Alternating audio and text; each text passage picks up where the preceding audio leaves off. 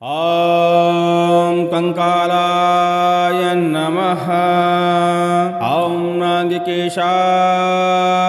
नमः। ॐ ब्रह्मर्वाय नमः।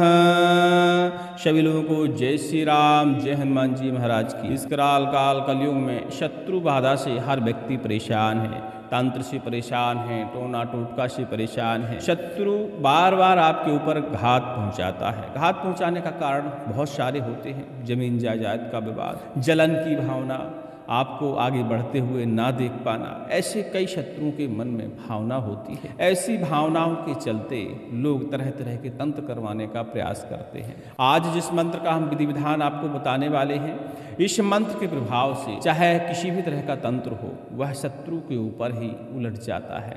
वैसे यह है भैरव महाराज का या करुआ महाराज का उल्टारी मंत्र है। इस मंत्र को हम कई बार आपको श्रवण करा चुके हैं, कई बार इसका विधि विधान भी बता चुके हैं। लेकिन गुप्त नवरात्रि अभी 19 तारीख से शुरू हो रही है और गुप्त नवरात्रि में इस मंत्र का आप विधि विधान यदि करते हैं तो निश्चित ही मानिए आपको इतनी ऊर्जा, इतनी शक्ति मिल जाएगी कि आप किसी भी तरह की तंत्र विद्या को काट सकते हैं। वशीकरण, मारण, मूठ जैसी बाधा को काट सकते हैं। हर तरह की भूत प्रेत बाधा को दूर कर सकते हैं। इसके अलावा शत्रु की विद्या शत्रु के ऊपर ही पलट सकते हैं। ऐसे इस मंत्र के प्रभाव देखे जाते हैं।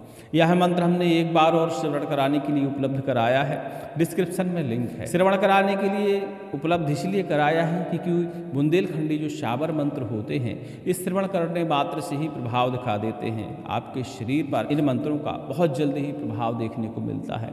यदि आप नकारात्मक शक्तियों से पीड़ित हैं, भूत प्रेत बाधा से पीड़ित हैं या किसी तरह के टोना से पीड़ित हैं और भैरव महाराज का या करुआ महाराज का यह मंत्र आप श्रवण करते हैं तो निश्चित ही 5 से 10 मिनट के अंदर आपके शरीर पर प्रभाव मिलेगा। रोए खड़े होंगे, घबराहट हो सकती है, रोने का मन कर सकता है, गुस्सा आ सकता है, या जिस तकलीफ से आप गुजर रहे हैं, जिस दर्द से आप गुजर रहे हैं, उस दर्द में तुरंत ही आराम महसूस हो जाता है। इस मंत्र का विधि विधान जानेंगे।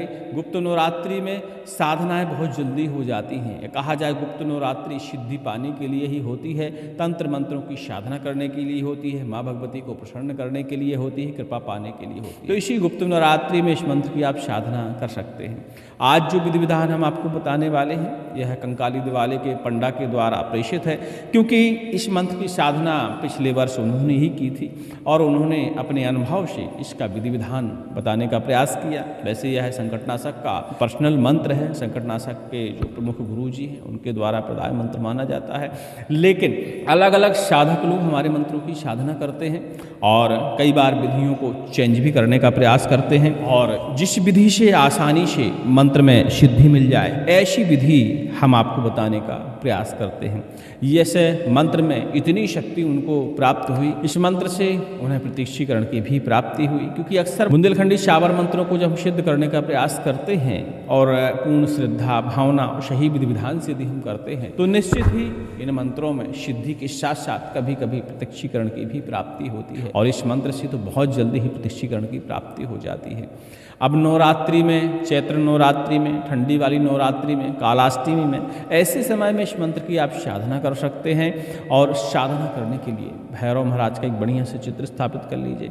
जब भी आपको साधना करना हो भैया तो व्रत जरूर रहिए, क्योंकि शरीर को खाली रहना चाहिए। लघु शंका, दीर्घ शंका, ऐसी समस्याएं जाप करते समय बिल्कुल भी नहीं होनी चाहिए। तो पूर्णतया व्रत रहिए और नवरात्रि का समय ही रहेगा तो निश्चित ही है कि आप चाहें तो 9 दिन का व्रत भी रख सकते। भैरव महाराज का चित्र स्थापित कर लीजिए। बैठकी से लेकर अष्टमी तक कभी भी इस मंत्र की आप साधना कर सकते हैं। भैरव महाराज का विधि विधान से आप पूजन करिए। देखिए, यही एक शत्रु नाशक मंत्र भी है। यदि शत्रु बाधा से आपको मुक्ति पानी है, शत्रु के ऊपर इस मंत्र का आपको प्रहार करना है तो इस मंत्र की आप साधना शमशान में कर सकते हैं। लेकिन आप नॉर्मल आपकी बाधा हरण करने के लिए इस मंत्र की साधना करना चाहते हैं, परोपकार में, झाड़ा फूंकी के लिए इस मंत्र की साधना करना चाहते हैं तो घर में आप कर सकते हैं। भैरव महाराज के चित्र को बढ़िया से स्नान कराइए, उनको वस्त्र अर्पण करिए, तिलक करिए, इसके बाद पुष्प अर्पण करिए, धूप दीप नैवेद्य से बढ़िया से भैरव महाराज का पूजन करिए। लाल रंग का या काले रंग का आसन आप ले लीजिए, एक अखंड ज्योति जलाइए अखंड ज्योति में इतना तेल भैया होना चाहिए जब तक आपका मंत्र जब चलता रहे उस समय तक ज्योति जलती रहे, बुझनी नहीं चाहिए किसी भी तरह। ठीक है, इन सब चीज़ों का आपको विशेष ध्यान देना है। मंत्र की मंत्र दीक्षा जरूर ले लीजिएगा पहले ही, क्योंकि मंत्र दीक्षा के बिना मंत्र की साधना अच्छी नहीं मानी जाती है, विकृत साधनाएं मानी जाती है। कभी कभी ये साधना क्षति भी पहुंचाती हैं, तो सावधानी की विशेष आवश्यकता होती है। मंत्र दीक्षा आपके पास होनी चाहिए और मंत्र के गुरु से ही आपको मंत्र दीक्षा लेनी चाहिए। आपके पास एक सुरक्षा कवच होना चाहिए, औषधीय कवच, विशेष अघोर कवच और नारसिंह कवच। ये औषधियों से, सिद्ध औषधियों से बनाए जाते हैं। इन कवचों को आपको धारण करना चाहिए, इसके बाद ही साधना करने का प्रयास करना चाहिए। जिनके पास कवच की उपलब्धता नहीं है, चैनल में विजिट करिएगा, हमने वीडियो डाल रखा है।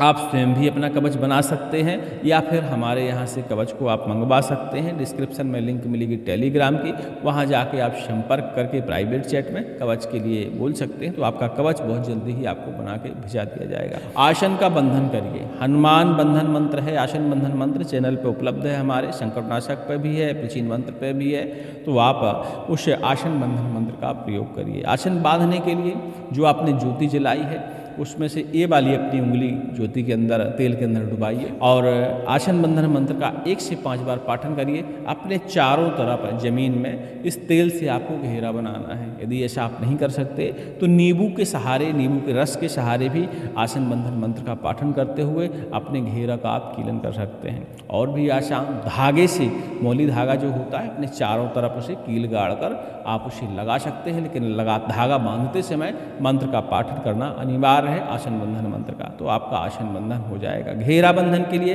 कंकाली घेरा कीलन अच्छा मंत्र होता है, चैनल पे उपलब्ध है। उसको सिद्ध करने की आपको आवश्यकता नहीं है, सिर्फ कंठस्थ करने की आवश्यकता है।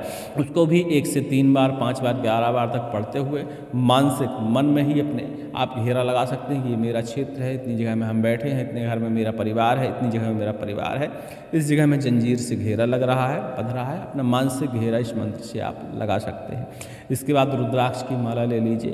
रुद्राक्ष की माला के अलावा चंदन की माला का भी उपयोग कर सकते हैं, लेकिन रुद्राक्ष की माला इस मंत्र की साधना के लिए विशेष मानी जाती है। तो रुद्राक्ष की माला ले लीजिए हाथ में। माला का पवित्रीकरण करिए। गौमुखी आपके पास होनी चाहिए, माला की थैली को गौमुखी कहते हैं, तो आपके पास होनी चाहिए। माला का पवित्रीकरण करने के बाद भैरव महाराज का ध्यान करिए। कोई ध्यान मंत्र आता है तो वो भी आप पढ़ सकते हैं, चाहे तो भैरव कवच, भैरव अष्टक का भी पाठ कर सकते हैं। इसके बाद इस मंत्र का आप जाप करेंगे, जो कि हम आपको अभी श्रवण कराएंगे। लगातार मंत्र को श्रवण करने के लिए डिस्क्रिप्शन में लिंक है, सबसे ऊपर ही वो इस मंत्र का लगातार आप श्रवण करके इस मंत्र की शक्ति का एहसास भी कर सकते हैं और लाभ भी ले सकते हैं। मंत्र सुनने के अनेकानेक फायदे होते हैं। एक तो मंत्र की शक्ति का आपको एहसास हो जाता है, दूसरा श्रवण करते हुए यदि हम कंठस्थ करते हैं तो मंत्र की ऊर्जा कुछ % हमें मिल जाती है और हम 1 से 5 बार तक, 10 बार तक मंत्र से झाड़ा लगा सकते हैं इमरजेंसी में, तो मंत्र अपना प्रभाव दिखाता रहता है। ठीक है, मंत्र का जापन करिए। 11 माला आपको जाप करना है भैया और 1 माला आपको होम हवन करना है। मंत्र एक बार सुन लीजिए।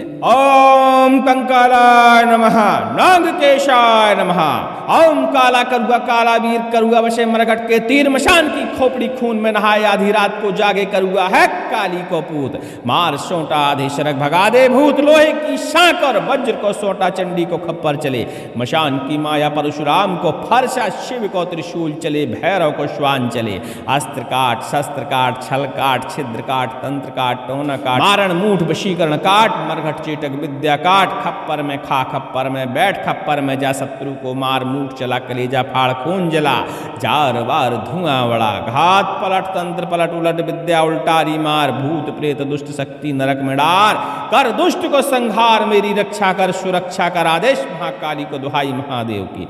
ओम ह्रीम कंकालाय नमः, ओम ब्रह्म भैरवाय नमः, ओम नागकेशाय नमः। इस तरह का मंत्र है। लास्ट में, शुरुआत में आप चाहें तो भैरव महाराज के बीजों का प्रयोग कर सकते हैं, इससे मंत्र की ऊर्जा और भी प्रबल हो जाती है। जाप करते समय कोई ना कोई लास्ट में हमें बीज संपुट के रूप में लगाकर ही जाप करना चाहिए शाबर मंत्र का। ठीक है, इस मंत्र का 11 माला आपको जाप करना है और खप्पर में इसका होम हवन करना है। खप्पर में पलाश की लकड़ी, नीम की लकड़ी, दशहरे की लकड़ी, ऊमर की लकड़ी हर हाल में डालना ही डालना है आपको खप्पर के अंदर, और अग्नि उसमें प्रज्वलित करना है, अग्नि का पूजन करना है। इसी मंत्र का 1 बार आपको पाठन करना है। लास्ट में कोई भी बीज मंत्र लगाते हुए स्वाहा बोलते हुए अपने मंत्र का आपको हवन करना है। देखिए, मंत्र बड़ा है, लेकिन अब कोई व्यक्ति सोचे कि छोटा सा हमें मंत्र मिल जाए और बहुत जल्दी ही सिद्धि मिल जाए, तो देखिए आसानी से हर व्यक्ति को मंत्रों में सिद्धियां नहीं मिलती, नहीं तो हर चौथा व्यक्ति, पांचवा व्यक्ति आपको तांत्रिक नजर आता है। मंत्र साधना करने के लिए, सिद्धि पाने के लिए शरीर को कष्ट देना पड़ता है, तपाना पड़ता है, दृढ़ निश्चय और संकल्पित होकर मंत्र की साधना करनी पड़ती है, तब जाके मंत्रों में सिद्धियां मिलती हैं। इस मंत्र को जाप करने में आपको पूरी रात लगने वाली है, इतना आप ध्यान दीजिएगा। शाम से 6 बजे के बाद, सूर्यास्त होने के बाद ही अपना जप आप प्रारंभ कर सकते हैं। पूरी रात में आपका आराम से 11 माला हो जाता है। 4 से 5 घंटे लगते हैं, तो हम आपके लिए पूरी रात मान के चलते हैं, ठीक है। जब आपका हवन संपन्न हो जाए उसके बाद बलि अर्पण करना है भैया, और मदरा की धार भी अर्पण करना है। बलि में आप नींबू की बलि अर्पण कर सकते हैं, जायफल की बलि अर्पण कर सकते हैं, कद्दू की बलि अर्पण कर सकते हैं। जो बरिहा कद्दू होता है, पेठा कद्दू जिसको बोलते हैं हमारे बुंदेलखंड में, उसी की बलि आपको अर्पण करनी है। इस चीज़ का आपको ध्यान देना है। बलि अर्पण करने के लिए बलि का बढ़िया से पूजन कराइए, स्नान करिए, कुशा या पुष्प के सहारे जल छिड़क दीजिए, उसका तिलक कर दीजिए। इसके बाद तेज धार वाले अस्त्र से आप बलि को अर्पण कर दीजिए। 2 भागों में बांटिए, सिंदूर लगाकर बलि को भैरव महाराज के चरणों में आप स्थापित कर दीजिए। क्षमा प्रार्थना करिए। इसके बाद अपने आसन के नीचे जल का छिड़काव करिए, शांति मंत्र का पाठन करिए, जल को स्पर्श करते हुए मत्थे पर तिलक कर लीजिए। इसके बाद आप फल फलाहार, इठवाई इत्यादि सब भगवान को अर्पण कर सकते हैं। अपने आसन से उठ जाइए। इसके बाद आता है मंत्र को प्रयोग करना। तो नवरात्रि में इस मंत्र का प्रयोग वर्जित माना जाता है, क्योंकि भैरव महाराज माता की सेवा में रहते हैं, ठीक है। नवरात्रि के बाद इस मंत्र का आप प्रयोग कर सकते हैं। गुप्त नवरात्रि के बाद आपको इस चीज़ का ध्यान देना है। मंत्र का प्रयोग भी भैया बहुत आसान है। सर्वप्रथम जल से आप झाड़ा लगा सकते हैं, चिमटा से झाड़ा लगा सकते हैं, काल दंड से आप झाड़ा लगा सकते हैं, काली दंड से झाड़ा लगा सकते हैं, नीम की डाल से झाड़ा लगा सकते हैं, सांग अस्त्र से झाड़ा लगा सकते हैं, त्रिशूल से झाड़ा लगा सकते हैं, और भैरव महाराज के सोंटा का एक प्रहार ही हर प्रकार की विद्या को उलट देता है। तो भैरव सोंटा आपके पास होना चाहिए। इन सब चीज़ों का आपको ध्यान देना है। जिनको भैरव सोंटा बनाना नहीं आता है, कमेंट करेंगे तो इस विषय में हम एक वीडियो उनको बना देंगे। ये पुराना वीडियो हमारा खोज कर देख लेंगे कि भैरव महाराज का सोंटा कैसे अभिमंत्रित किया जाता है, कैसे बनाया जाता है। जब बाधाएं हटी हो जाती हैं, पुरानी हो जाती हैं, हटाए नहीं हटती, तो वो भैरव सोंटा के प्रहार से एक ही बार में हट जाती हैं, ठीक है। अब जिसके ऊपर भी बाधा हो, परेशान हो व्यक्ति, आपको लगता है कि मारण मुठ विद्या चलाई गई है, किसी प्रकार का टोना किया गया है, तो भैरव महाराज का श्रृंगार आपको एक थाली में सजाना है। कांसे की थाली होनी चाहिए, उसी में मदरा और बलि की व्यवस्था भी आपको उसी में करना है। अठवाई 8 होनी चाहिए, मीठी वाली पूरी 7 ठो उसके अंदर होनी चाहिए, काले रंग का वस्त्र उसके अंदर होना चाहिए। ये सारी सामग्री, एक दीपक जला लीजिए और व्यक्ति के सिर के ऊपर से इसको उल्टा उतारिए, इसी मंत्र का पाठन करते हुए, जिस व्यक्ति के ऊपर भी परेशानी हो, ठीक है, उतार कर इस सारी सामग्री को किसी एकांत स्थान में या भैरव महाराज के मंदिर के पीछे इस सामग्री को आपको स्थापित करना है। और भैरव महाराज का यही मंत्र पाठन करते हुए अग्नि जलाकर वहाँ 5 से 11 आहुतियाँ आपको डालनी है इसी मंत्र का पाठन करते हुए, और महाराज से प्रार्थना करना है कि यह भी जो भी बाधा हम उतार के लाए हैं, जिसने भी भेजी हो उसके ऊपर पलट जाए। एक नींबू हाथ में ले लीजिए और नींबू को काट कर इसी मंत्र का उग्र स्वर में पाठन करते हुए जमीन के अंदर या अग्नि में ही नींबू की धार आप दीजिए। वहीं मदरा की आप धार अर्पण करिए और इसके बाद आप अपने घर, अपने स्थान आ सकते हैं। ध्यान दीजिएगा, यह क्रिया करने के बाद आपको पलट के उस तरफ उस दिन तो नहीं देखना है, ना ही जाना है, ठीक है। और एकांत स्थान का चुनाव करें तो अच्छा रहता है, क्योंकि मंदिर में तो आवाजाही लगी रहती है, कोई ना कोई आता जाता रहता है, तो उनके लिए भी नुकसान हो सकता है। तो एकांत स्थान का भी आप चुनाव कर सकते हैं सामग्री को छोड़ने के लिए, ठीक है। इतने में ही समस्त प्रकार की बाधाएं समाप्त हो जाती हैं। इतने में ही समस्त प्रकार की बाधाएं समाप्त हो जाती है। साधारणतया इस मंत्र से झाड़ा आप लगा सकते हैं। यदि हल्की फुल्की बाधा है, नीम की डंडी ले लीजिए और इस तरह बढ़िया से इस मंत्र का पाठन करते हुए आप झाड़ा लगा सकते हैं। जल अभिमंत्रित करके भी इस मंत्र के द्वारा पिला सकते हैं, ठीक है। आप उम्मीद करते हैं सारी जानकारी आपकी समझ में आ गई होगी, और जिनको लगता है कि हमारी मेहनत बेकार हो सकती है, इस मंत्र को श्रवण करते हुए ही मात्र कंठस्थ कर लीजिएगा और इस मंत्र से झाड़ा लगाइएगा। जब आपको यकीन हो जाए कि यह मंत्र आपके लिए कार्य करता है, लोगों को आराम पहुंचाता है, तब इस मंत्र की साधना करने का प्रयास करिएगा। और वैसे ही जब मंत्र को आप श्रवण करेंगे, उसी समय आपको लक्षण मिल जाएंगे कि यह मंत्र आपके लिए काम करेगा या नहीं करेगा। सभी को जय श्री राम, जय भैरव महाराज की अधिक जानकारी के लिए टेलीग्राम में संपर्क कर लीजिएगा, जहां हमारा नंबर उपलब्ध हो जाएगा।